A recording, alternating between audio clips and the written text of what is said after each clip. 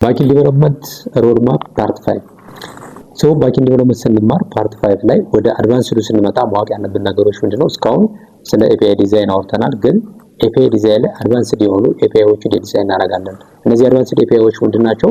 ከተለያየ ሰርቪሶች ዳታ ፌች የሚያደርጉ ሊሆን ይችላሉ፣ ኦር ከአንድ ሰርቪስ ላይ ብቻ ሊሆን ይችላል። ግን የሚሰሩት ሎጂክ ኮምፕሊኬትድ የሆኑ ኤፒአይዎችን ዲዛይን ማድረግ መጀመሪያ አካባቢ ስንማር መስራት ያለበት ቀላል ኤፒአይዎችን ነው። ላይክ ከረድ ሊሆን ይችላል፣ ኦር የሆነ ሪፖርት ሊሆን ይችላል። በኋላ ግን ትልልቅ ፕሮጀክቶች ትልልቅ ደግሞ ኮምፕሌክስ የሆነ ስራ የሚሰሩ ኤፒአይዎች ሊያስፈልጓቸው ስለሚችሉ ስለዚህ ኤፒአይ ዲዛይን ስናደርግ እነዚህ አይነት ኮምፕሌክስ ኤፒአይዎችን ስንሰራ ሰርቪስ ከተለያዩ ሰርቪሶች ዳታ አምጥቶ ሪተርን የሚያደርግ ሊሆን ይችላል፣ ኦር ደግሞ እዛው ላይ ሆኖ ግን የተለየ ሎጂክ ሊኖረው ይችላል።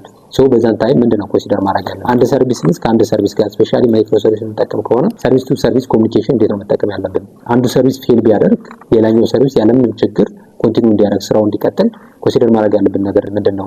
አሲንክ አዌት እንዴት እንጠቀማለን? ላርጅ የሆኑ የዳታቤዝ ኦፕሬሽኖችን የተሻለ ፐርፎርማንስ እንዲኖረው መከተል ያለብን ነገር ፕሮሲጀሮች ምንድናቸው? እንዲሁም ደግሞ ብዙ ዳታ ሪተርን ሲደረግ መጠቀም ያለብን ለምሳሌ እንደ ፔጂኔሽን ሊሆን ይችላል።